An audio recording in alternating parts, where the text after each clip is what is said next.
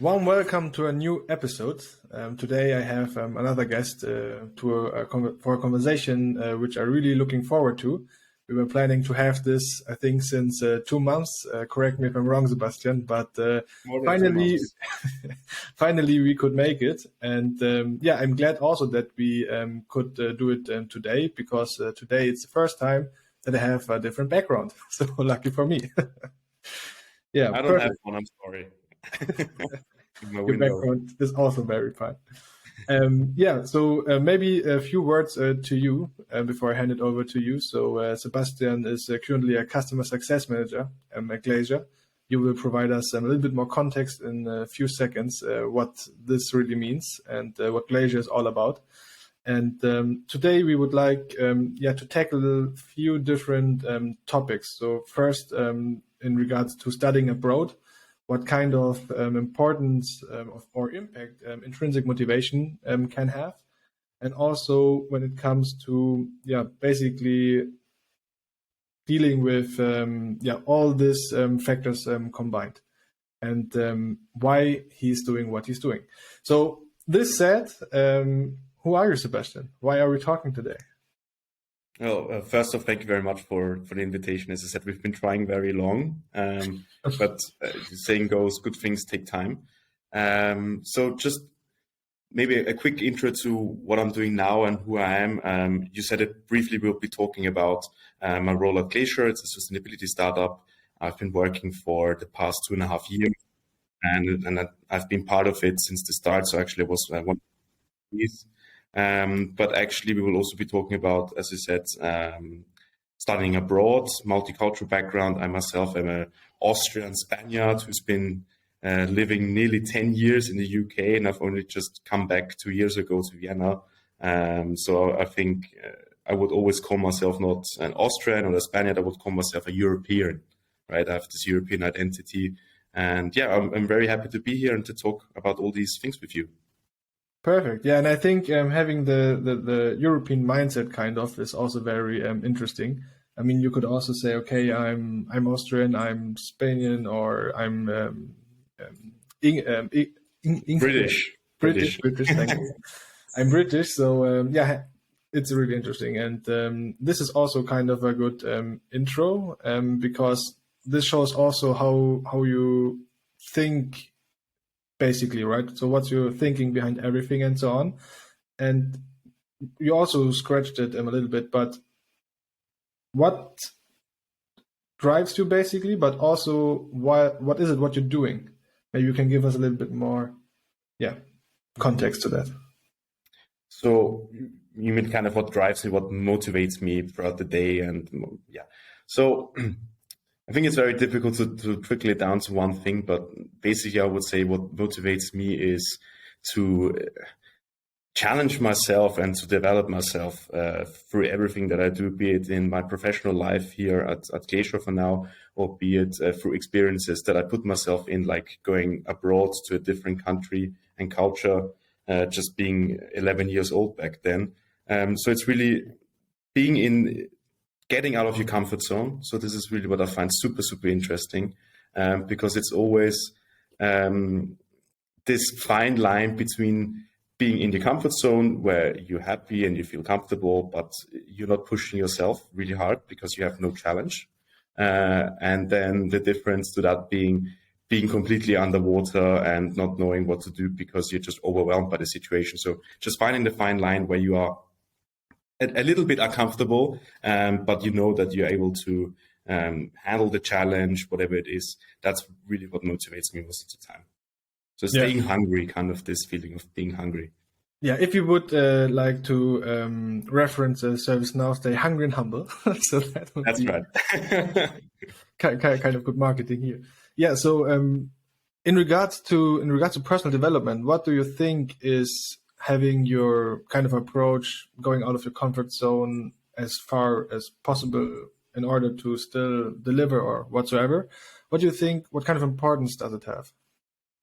So you mean what importance, or like how do you put yourself into it? Because I think those are two different things. Putting putting yourself in this challenging situation. I mean, for example, this is just something that I do in my private life. This has nothing to do with my professional career. For example, if I do invitations, I do parties, whatever, I will always try to make sure that I invite new people. So I tell my friends, because a lot of people are very strict about this, to say only my friends can come and no one else. And I'm always like, you know what, you can bring 5 other people. I don't care. As long as there's space and there's enough food and drinks for everyone, I don't mind. You can bring your entire family. And actually people start to appreciate this more and more when they come to my parties, because they see new people every single time. And it's just these small little things, surrounding yourself with a diverse group of people, getting out of your bubble. And I often say to myself, I don't think I live in a bubble, but actually I do. I live in a bubble in Vienna here, in the sustainability sector, from my own background. So just making sure that you get people from different backgrounds, be it from different universities who have studied other things, who come from other countries, who work in different fields, who have different passions, who like different food, whatever it is, as long as you can kind of challenge each other a little bit in the way of life that you're having. I think it makes it more interesting and you learn from one another. So this is how I do it in my private life, for example. And in your professional life? In my professional life, I'll always be aiming every single time a little bit higher. So, for example, obviously, we touched it briefly in your introduction. I'm a customer success manager now at Glacier, which means that I'm taking care of a very large portfolio of corporate clients mainly. And at first, it was always very daunting for me, being I'm now 24. I'm still pretty young. Talking to the CEOs and these managers who have many years in experience in their fields, some even more experience in their career than I've ever lived on this planet. But that shouldn't kind of deter me from talking to them on a level that I make sure that I'm not putting myself underneath them. You know what I mean? So it's always knowing your strengths and knowing where you stand. But as I said, always aiming a little bit higher, talking to new people, going, for example, in my field, also for the bigger deals, making sure that we sell our clients even more products so they can do sustainability even better and more intense, which means engaging more people within the company. So it is these things that I do professionally, for example. Yeah. Do you have an example for us in regards to the preparation? How did you prepare for a conversation with a CEO? So most of the time, what I will do is I will look very closely at what the company is doing at all, because obviously CEO, the company, it's his own house. Like he knows everything about it, or most of the time he will. So if I just go in there briefly knowing what his company is doing, then that will make the situation very tricky for me to do anything at all. And it will not come across as very well prepared and professional. But most of the times I don't actually want to target them or approach them on maybe a business level, but maybe more on a personal one. Because I think a lot of these people, most of the time in my experience, they have a lot of interactions with people, but they tend to be with their own employees or externals who want something from them, which obviously I do as well. But it's about really being authentic as a person with them and not trying to make it clear that you want from them something in particular, so they don't get the impression you're trying to sell them something, right? And I think it's always better to be a little bit slower in the process of talking to them and maybe meeting up another time than trying to close everything in 20 minutes, because it just makes you feel very needy. And I think these kind of people, because they talk to so many, they have a really good nose for these needy people who just want to get something out of them. Yeah, no, that's very interesting. And I mean, maybe one thing to add from my side, correct me if I'm wrong, but at the end, it's about the humans, right? You sell to humans and not to exactly robots or whatsoever. You're completely right. I mean, these people, they go home, they have food, they go to the supermarket, they have friends, they have family. They are just like us. They just have a different position and role within their career and within the company they work in. But in theory, they're just human as much as we are. So why not treat them as humans and not as a CEO of a multinational company, right? That's interesting, and that makes part of their personality, but it's not the only trait they have. So yeah, and that's maybe another topic for a different episode. So coming back to the topic, maybe let us have a last perspective on intrinsic motivation, right? So we scratched it a little bit, but what does intrinsic motivation mean to you, and what importance would you give it in your life? So I think intrinsic motivation, I would define it by what it's not. It's not this motivation that you get, for example, if you have a reward, for example, a financial reward for something. That's not intrinsic motivation. Intrinsic motivation is also not if you want to gain maybe reputation or status from something, right? That's also not intrinsic motivation. So it's more a motivation that comes from within, that allows you to do certain things that may be for others very exhausting and tiring and challenging, but for you it comes so easy because you feel invested in it, whether you get something from it or not. It's like what you get from it normally, my own intrinsic motivation is joy. So this is what I call intrinsic motivation. Yeah, not having it attached to any external rewards that I think I might be getting by doing so. Yeah. And in regards to the importance in your life, what would you say? Ooh, very. That's a good question. Yeah, I think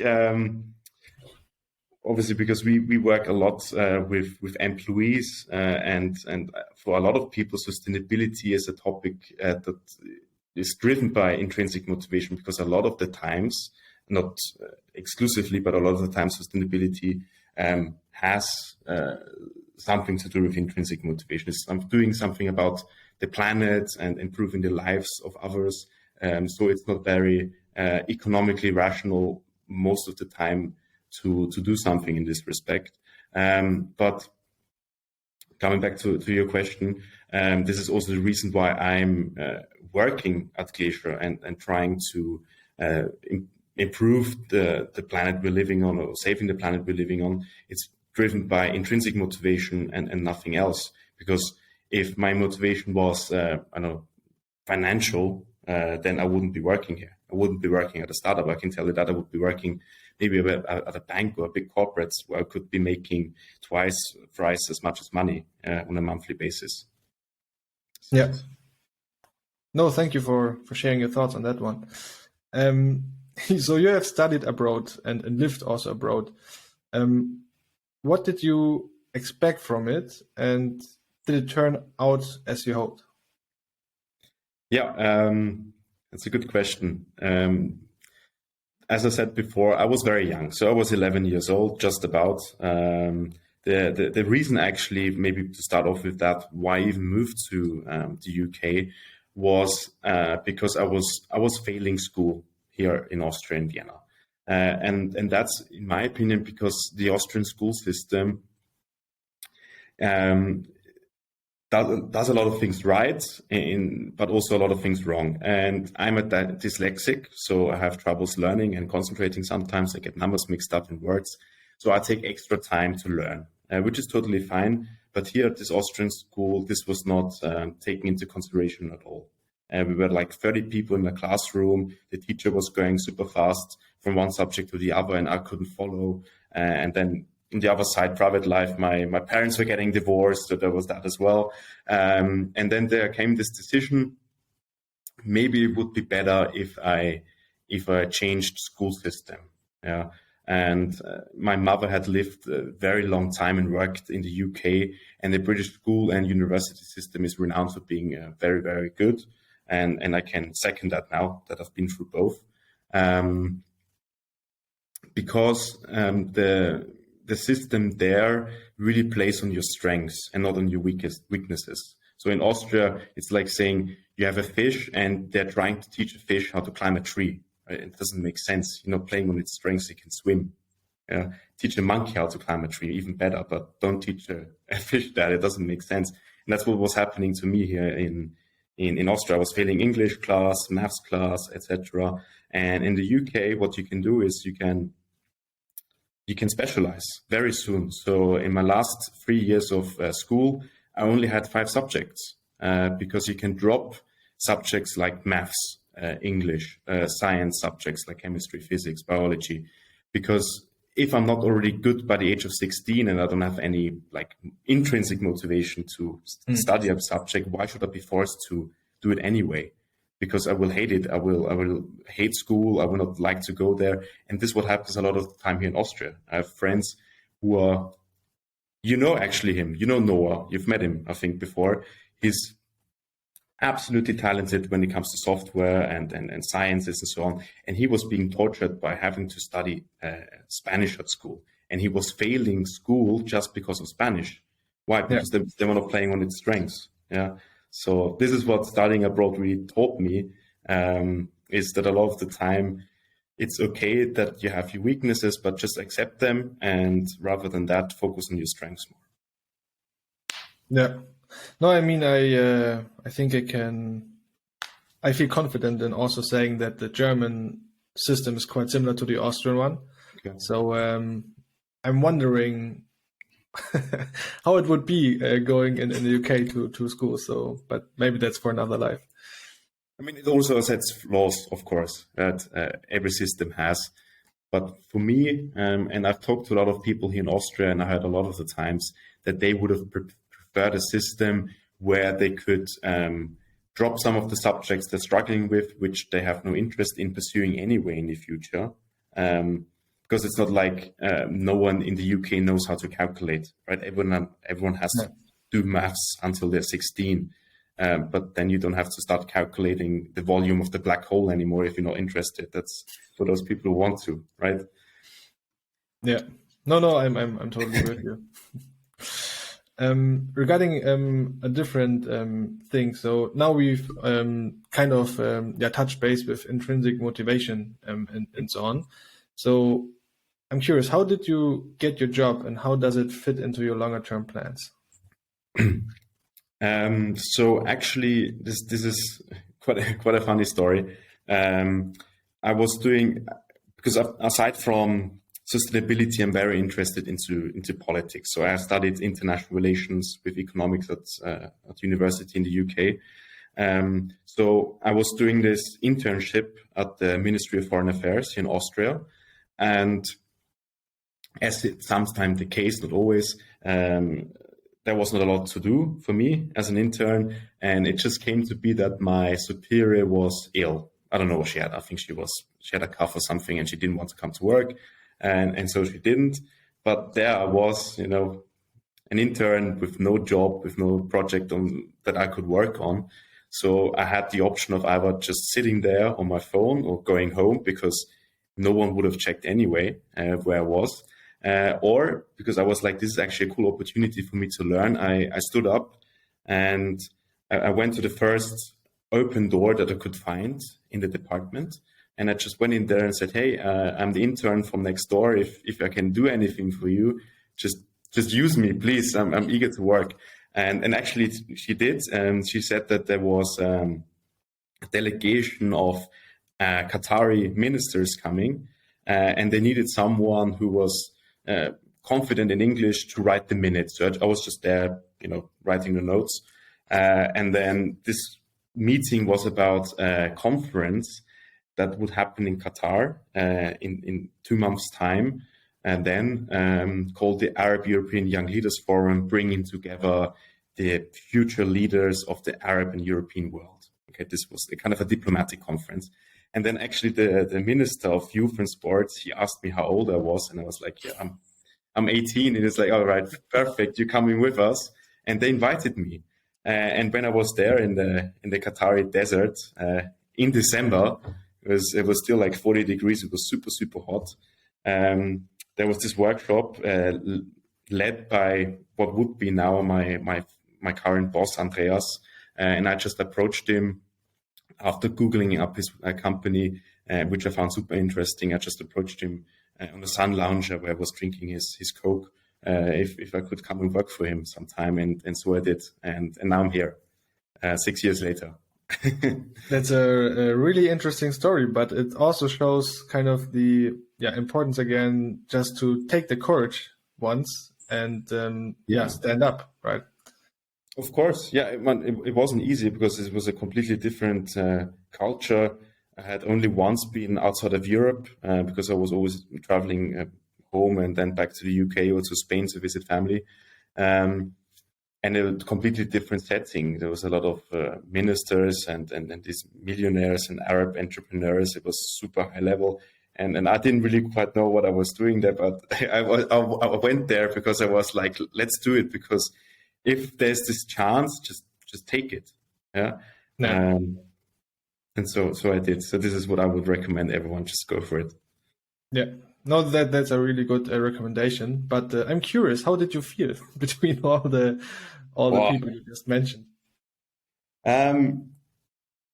Actually, the first day I was quite anxious, but if this took place over the course of a week, and I think I just lived with it because I was so shocked on so many levels, like culture shock, and then kind of business-wise as well, like the super successful people and graduates from Oxford and Cambridge, from the best universities of the world, and I hadn't even started my degree yet.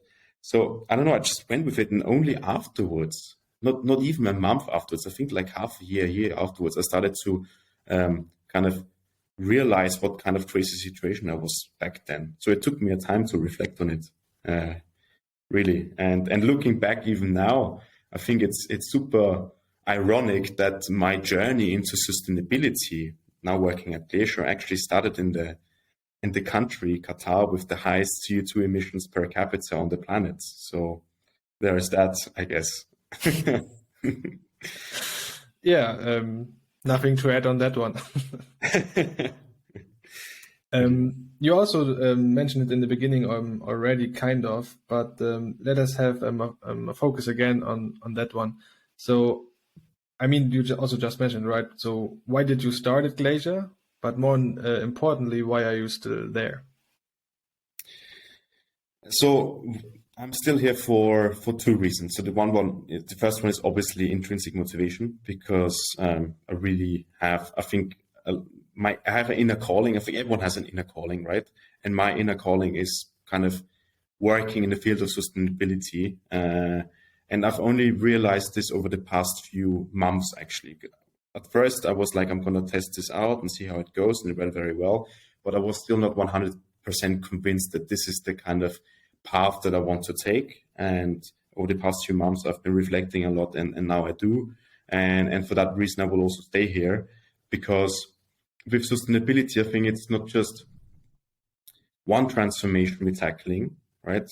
It's tackling so many other transformations as well, because on the one side, you have this, obviously you will know, you're in recruiting and so on in HR, the great resignation. So a lot of people are losing the motivation to go to work. And I think with sustainability, you're bringing back this purpose, and you're bringing back kind of this inner calling for a lot of people. And if you're able to combine sustainability with your job, which is what we try to do at Glacier, not trying to advertise it too much, then you're actually tackling two transformations at once, or two challenges: the one of sustainability and the one of how the world of work is going to look like in a few years. And I'm sure you have a lot of insights as well on this, the kind of desires of particularly more younger people when they're looking for jobs now, how they are radically changing from being primarily driven by salary to more purpose-driven jobs. Yeah. No, I mean, relatively, but one word to that. Purpose is really a very important and an impactful word. I think, as you've also mentioned, it's kind of the thing which will lead us moving forward. I mean, also when it comes, for example, in the tech industry with all the layoffs, right? It's not necessarily anymore that a person is changing job because there will be a higher salary. now there are more factors than just that being considered, right? And one thing definitely is also the purpose conversation, I would say. So I'm definitely with you. Yeah. Maybe regarding the topic climate, right? So when it comes to your personal point of view on it, why does it? Yeah. Is it that much personally of interest for you, or sustainability? You mean aside from my job? Yeah. Yes, and I will be very honest here. There's still a lot of room for improvement, and I've only really started to live sustainably, or even try to, for the past 2 years. So more or less the same time that I started working here at Glacier, and it has become for me more important, for not only for the reason, and this is obviously one of the main reasons, is because I want to stop climate change, and I know that even I myself, in the way I behave on a daily basis, can help that. It can contribute to climate action. But on the other side, I think that also a sustainable lifestyle is in general a better lifestyle for you, because it means less consumption. Yeah, I think we've just, or at least our parents, this is my own family, have become so accustomed to owning things and buying things. And actually I started, for example, this Christmas, I've only gifted, I think, 2 material things. So my parents actually got for me, instead of like a phone or anything different that I would have bought them a couple of years ago, I bought them a dinner with me. So I'm going to have time and so on. So I think it's more valuable to spend something, to spend money, for example, on things that give you real value, not just gadgets and cosmetics and whatever the hell in clothes that what you want to buy, maybe to impress others or to pretend like you're impressing yourself by owning these things. If you would look into my memories, do last, right? Much more important than material things. Yeah. I'm sorry to interrupt you, but I'm just thinking about it, and when I think about it, when I think about being old, I would rather. Depends on the perspective. But when I'm older, let's say it that way, then I would say I would much rather think about the experience I've made, and time is the most valuable kind of thing, obviously, besides health and so on. But instead of remembering, I did get a new phone on Christmas 2019 or whatsoever. Exactly. Yeah. And there's a great book I could recommend. Actually, my Andreas gave it to me, my boss, a couple of years ago. It's called The Big Five for Life. And it's really about, I don't know if you use OKRs in your company, but it's kind of this objective-based planning, right? And you can also do it for your life. It's not, doesn't mean that you're like over planning your life, but like you have your 5 northern stars that you work towards, and these are kind of your values and your goals in life that you want to achieve. And this doesn't mean that I want to drive a Lamborghini with the age of 25. This doesn't come into there. And there's a really nice story about at the end of your days, you will come into heaven or whatever the hell it is you're thinking. But actually it's a museum, and he describes it as a museum that you go in, and the museum is filled with pictures of memories that you made throughout your life. And as you said, I don't think one of the pictures will be the iPhone I got for my 18th birthday. This will not be in there, hopefully.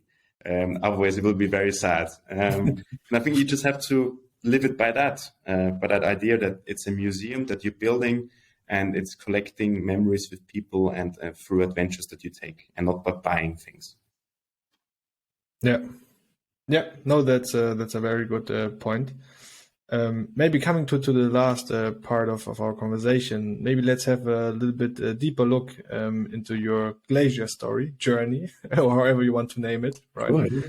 So you started basically as an executive assistant at Glacier, right? So what were your tasks back then, and what were you measured against? I mean, what does an executive assistant of a just created startup do? So I think executive assistants across the world have different jobs and roles. I don't think they're always the same. In my case, it was basically shadowing the CEO, so my boss Andreas, in anything he does, and supporting him with whatever he does. So this ranges from doing market research. So I went with him and alone to a lot of companies to talk to them, to understand better where the pain points are to sustainability, why they're struggling with it. And alone together, I think we talked to nearly 200 companies within 1 year. And then on the other side, also working on the vision of our products and on the products itself. Then there's also this other task of HR. What people do we want to hire? If there's already people hired, I was always kind of a sparring partner for Andreas. And he would always ask me, do you think that this person should has a role in Glacier, or do you think that the journey for this person has ended because there's some things not working out for both sides? And I was also in that regard very involved in hiring and firing decisions. So yeah, I was like this. I was the shadow of the CEO, which meant I was doing everything that he has to do. And I did this for a year very, very intensively. And I think this is the 1 year where I learned so far the most. It was like a crash course into business for me. It sounds like that. Yeah. I could recommend it for everyone. And it may sound a bit silly, but for me, I've always had the ambition also sooner or later to start my own company, my own startup. And just being able to go through this entire process without having to be liable for anything, because I wasn't putting up a mortgage or a bank loan or whatever. I was just there. Okay. If the company would have failed, I would have been obviously very sad, but I was already with the thought that if it does, that's fine because I've learned something. But I didn't have this pressure or anxiety that maybe founders do have in the early stages of a startup. Yeah, I would mention the word, at least I think, having the ability to be grateful, right? Yeah. So grateful or self-awareness in a way that, okay, I feel grateful for the opportunity I did get. Yep. And the self-awareness, what I learned. So I think, do you think those words are good mentioned here? Definitely. So I think it's this gratefulness of the experiences that you have. And even where we talked about intrinsic motivation, even if I wasn't intrinsically motivated, but only by career choices and the amount of money that I may make in a few years' time, then I would have also chosen this path, because this was just the learning curve, in my opinion, that I did for myself was just so immense. I don't think I could have done it anywhere else. I couldn't have done it at a university or at a different company. And yeah, so I was extremely grateful for the learning, and I still am. And actually just recently, not even recently, yesterday, I had a meeting with my boss and we talked about this. And I did tell him very honestly that I'm super interested in staying at Glacier. But now, since I've been in my role for 1.5 years, I want to be challenged again. I want to try new things. I will stay in the same role, but I want to expand it or do different things that I've not done so far, so that I can keep challenging myself. And I think we're both on the same boat here, same line. So we will stay curious and we'll follow your path. I think there will be changes. Yes. Do follow us in general what we do at Glacier. It's super interesting, and hit me up if you need any help regarding sustainability. I'm here. Perfect. Maybe one more thing regarding your journey as executive assistant, or basically the journey you just mentioned, right? So if I'm not mistaken, or correct me if I'm wrong, it was just or kind of around 1 year, right? So how did this time or this role or the experiences shaped you? You mean from the executive assistant role, or from what I'm doing now, or in general? Not really what you're doing now, but who you are today. So what kind of impact did it have on you personally? Tremendous, I would say. So if you were to talk to me, I don't know, 5 years ago, I would have been in many aspects very different, not in a bad way, I would say. For example, I was usually very introverted. So when I started to learn that I would have to talk to clients, I was breaking it. I was like, no, I can't do this, but I learned to handle it, and actually now I enjoy it. So I think that it has done a lot with my own confidence, and also it has been filling me not only with skills in that respect, but also with a lot of learnings that I can apply to myself. So I've developed myself professionally, but also personally, because this is something that, at least in our company, we strive for a lot, is this personal development thing. So it is encouraged that we even do courses, like personal development courses on things that have to do nothing related with the company. So if I wanted to study Russian, that the company would support it. So yeah, bit of a long intertwined answer, but I hope you got something out of it. Yeah, I think we did get the point. Yeah. Okay, good. So you also just mentioned it when you talked about your experience being an executive assistant at this stage of a company, right? So you've had the opportunity to look into HR, into marketing, into sales, etc. Why customer success manager? Why not HR marketing? It's a very good question. So at the time, this was what we needed because we were selling our product and we needed someone to take care of our clients and to service them, to make sure that they understand what we do and they understand the service, so they can have an impact with it, which is what we're all about. And then also making sure that they remain as a client, because always we have financial problems sometimes. So that's to avoid. And why customer success, and why I still stay here? Because within the company, I could have chosen many other paths now that were bigger. Because I like working with people, not just within the team, because that means I could have been working in any department, but particularly with external people. I like the change of landscape every time I have every day. So whether it be meeting with someone from a corporate, meeting with someone who's also starting their own startup, be it meeting someone who's working in HR or in marketing. So actually through my job, I'm not saying that I understand all of the other jobs, but I'm more in touch with what other people face in their daily business lives. And that's super interesting for me. So I get an insight into a lot of fields. And this is why for now I want to stay here. It's getting this bigger picture of how companies work and how people actually work within these companies as human beings. So yeah. No, I mean, this kind of also already answered my last question I have. Okay.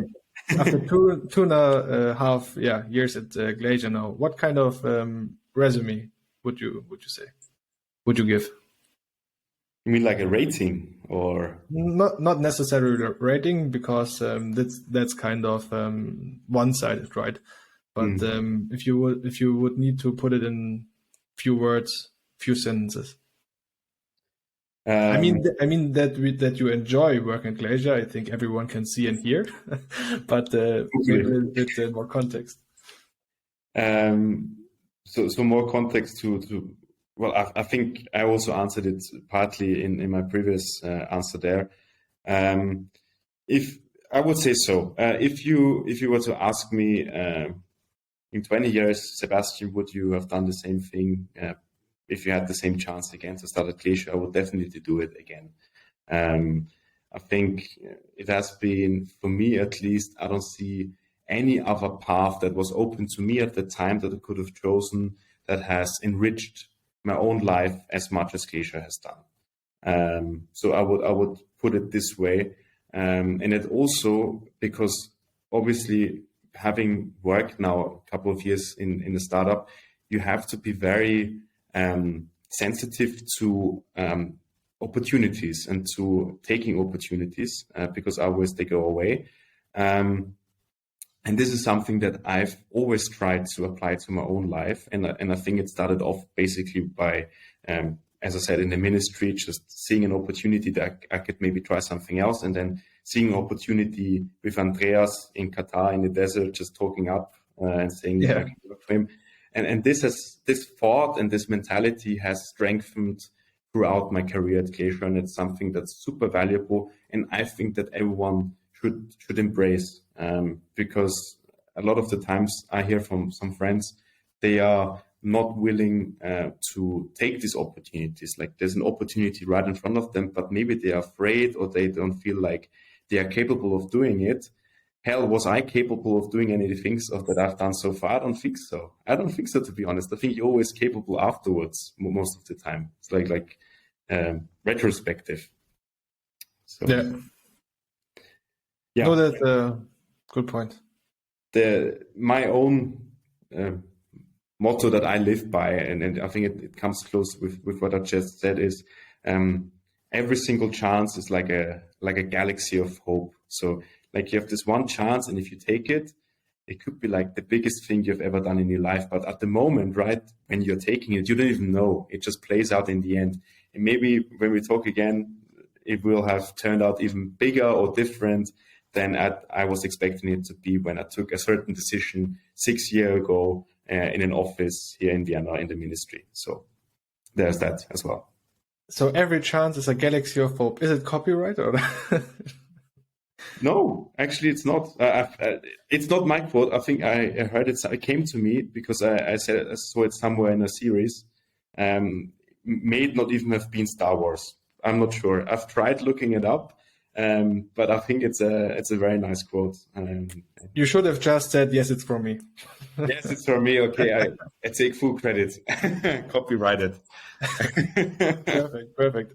But that was a very good point, and I think I can learn something from you, because the question you asked yourself was better than mine. So, okay. I'm glad.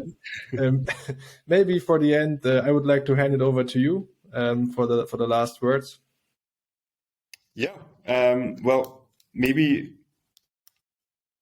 what I would find also interesting is to maybe reverse it for the last part and ask you why you're even talking to so many people, or what is your purpose behind what you are doing? Because I do in my personal professional life, I ask a lot of the times the intentions of other people, and in this case, I want to ask you. So, Christian, why are you doing what you're doing? That's a very good question, and until now, my heart rate was quite low. Okay, it's up. Why do I do what I do? So basically, I would also answer it basically with intrinsic motivation.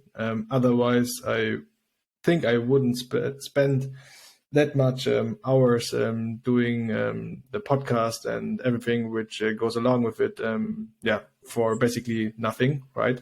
So it's kind of so similar to your motivation.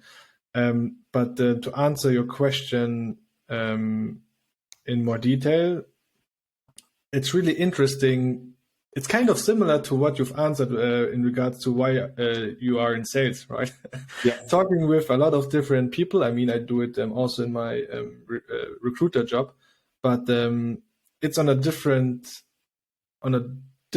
level. It's much more intrinsic motivated, the conversations I have now with, for example, you or other people, than when I have conversations with candidates, right? Or people who are interested in ServiceNow or whatsoever. Yeah. And this is very interesting to dig deeper into their stories, right? Into their character, what were what was the thought process, or what kind of impact did this experience have on them in this situation, and so on. For example, this is also the reason why I asked you if you would have time and if you would be interested in having this conversation, right?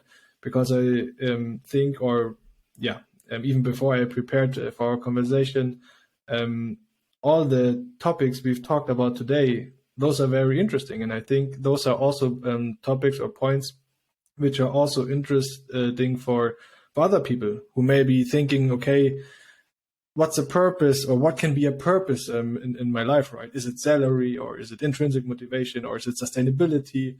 How is it, studying or living abroad, right? What's the pro, what's the con? I mean, you can also go much more deeper into that one, but we scratched a lot of topics, and that's very interesting.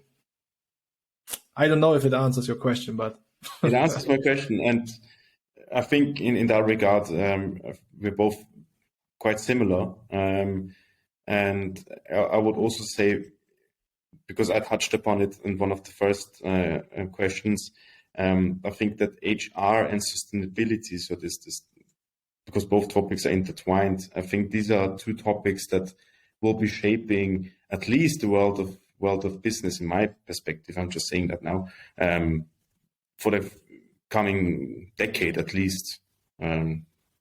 So I think you yourself have a super interesting path ahead of you, just as I hope I will as well in my own field. Yes, and this is perfectly the bridge over to my last sentence. We will follow you. We will watch you closely. So what's coming up next? And thank you for your time. It was really a pleasure. I'm glad that we could make it after 2 months. But as mentioned again, I have a background now, so all good. And stay healthy, and hope to see you soon. Thank you, Christian. Thank you. Perfect. Take care. Bye-bye. Bye.